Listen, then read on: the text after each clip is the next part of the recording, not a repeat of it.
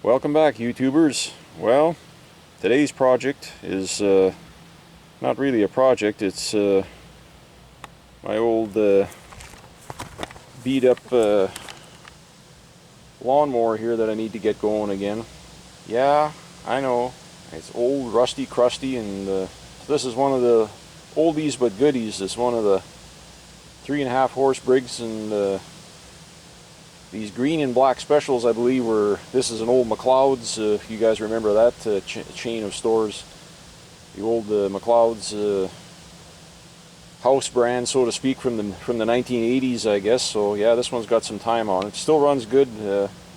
Well, it did run good last year when I had it out. So anyways, get a leaf blower going here and blow off all the dust and crud and wipe it down a bit and check everything over. I did an oil change in it late last summer, and I didn't use it much, so we'll run it some here this summer before this spring here, before I do a new oil change on it. But anyways, leaf blower that I use is I bought this brand new number of years back, a little Jonsered BV2126. It's just a red version of the Husqvarna 125. They're B125. The BV means it's a blower vac special, and a couple of little upgrades. It's got the rubber gripped handles, top and bottom, whereas the straight blower version doesn't have that. So, and no, it's the cheapest consumer version that they have, but actually I like it. It works good. I carried this one for a few years in the cab of the tractor with me every year during hay baling, because I use it to clean off my hay baler sometimes during the middle of the day if I'm doing a lot of baling. Try to avoid having a baler fire, so hot bearings and chaff and dust or whatever are a mix for a catastrophe. So anyways, like to say, if you're going to have one, you might as well have two. So yes. And I have the orange sister blower to it, the Husqvarna 125 BV, I guess is what they call it. So this one here is the best deal that I ever got on a blower. Somebody gave it to me because they were throwing it away because they said it was seized up. So turns out it wasn't seized up. It was in here behind the flywheel. One of the little body bolts that holds the plastic shell to the motor housing with the vibration rattled loose and fell out and got stuck behind the magnet of the flywheel and got jammed against the body, and that's why I couldn't turn it over. So I started playing with it and realized, hey, there's nothing wrong with it. It's just a bolt that fell out. So I went about rectifying that, fixing it, and the muffler was buggered up on it for whatever reason. I don't know what they did. They broke the muffler on it, so I bought a new muffler from Husqvarna, which at the time wasn't bad. I think it was about 3 years ago I got this thing going. I think it was like literally 20 bucks, or just a few cents under $20 for tax and everything for the muffler, replacement muffler. So I got lucky there. So yeah, I got like literally 20 bucks into it, so can't complain. This one now rides in the tractor with me the last 3 summers, and that one still good, and I use it all the time. Use it in the wintertime lots to blow snow off of tractor platforms and stuff like that, and equipment and vehicles, and they work pretty good actually. For, like I say, they're not everybody's cup of tea, but they work great for me. I like them. They're light, they're compact. Like I say, they're their economy version, or the cheapest ones they make, I guess, but hey, they work good. So, and for doing things like this, we're blowing off lawnmower decks and garden tractor mowing decks and things like that, and air filters and heavy equipment work really well. You take them off and you stand them on a 5-gallon bucket or oil pail upside down. You put the filter on top and work your way around, and I tell you, they really works better than a high pressure air hose that I've found, for me anyways. So to each their own. So anyways, okay folks, we're going to run the little Jonsered blower here. These are pretty simple to get up. You got your choke on the back, and of course the little primer bulb. You give them half a dozen pumps, I guess, or whatever. I don't know. I just give them a bunch, and usually starts pretty good. Usually. There we go.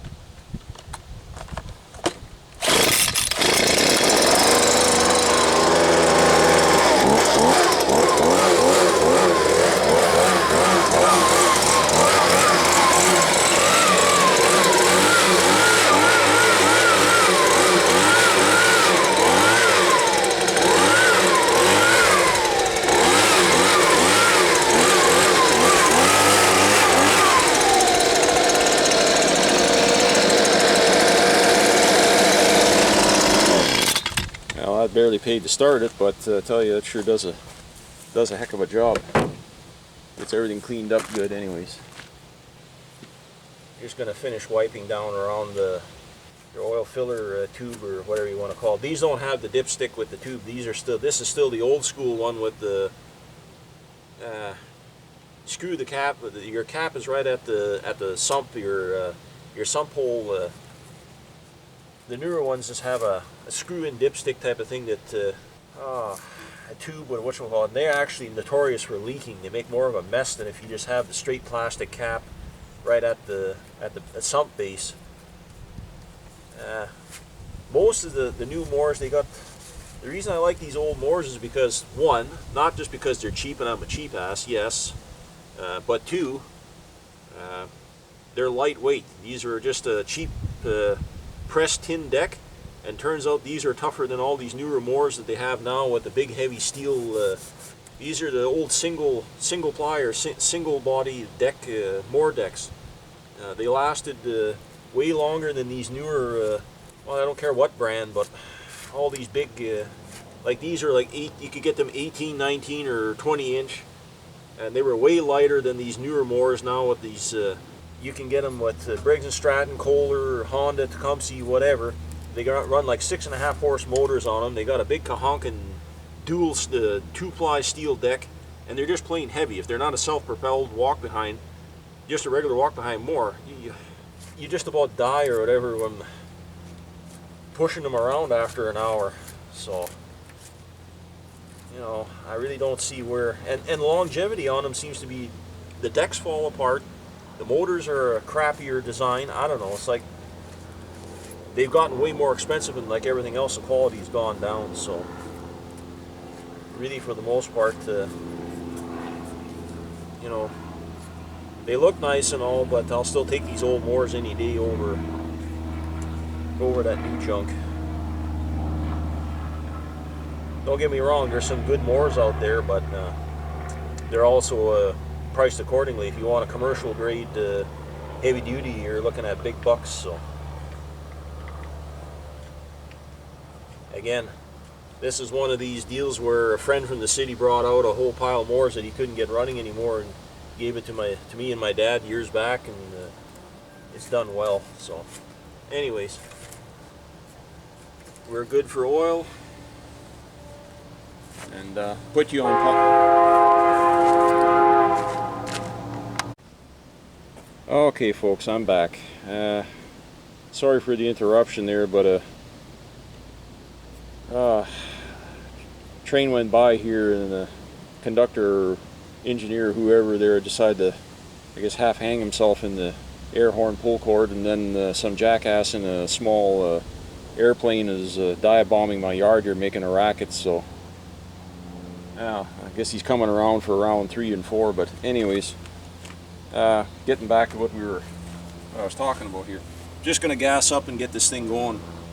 I like using these old, well, not old, but people chuck these Polaris 2-stroke injection oil mix for snowmobile oil.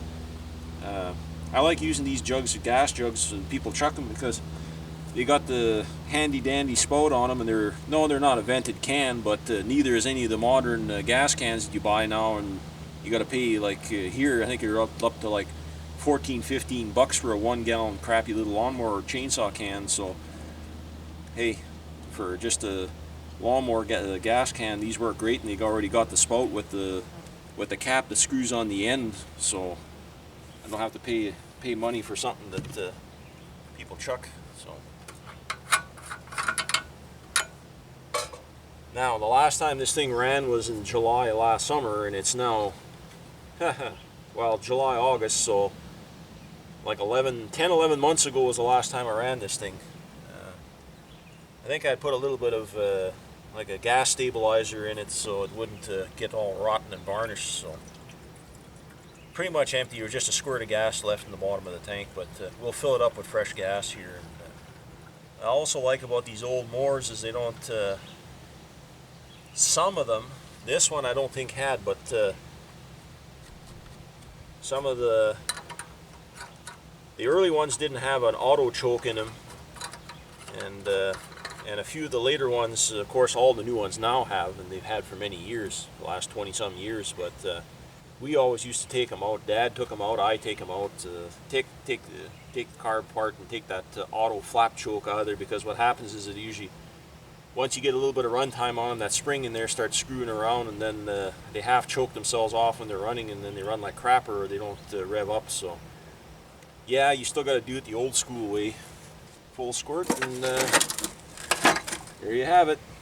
Dump it on the side, let it choke up a bit with a tiny bit of gas, not too long, just a few seconds, and try and see if it starts, and do it a few times, and sometimes you got to re-choke them a couple, 3 times to get them going.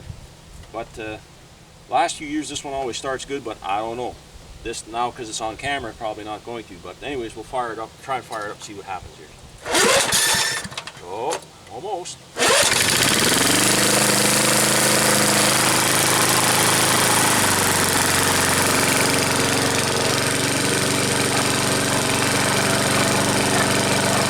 There we have it. Got 2, 3 holes and we're going. So, anyways, I know, nothing real exciting or groundbreaking, but we'll push around in circles for a little bit and buzz off some of the weeds and grass here to get the mosquitoes under control. So, anyways, we'll bring you back in a second.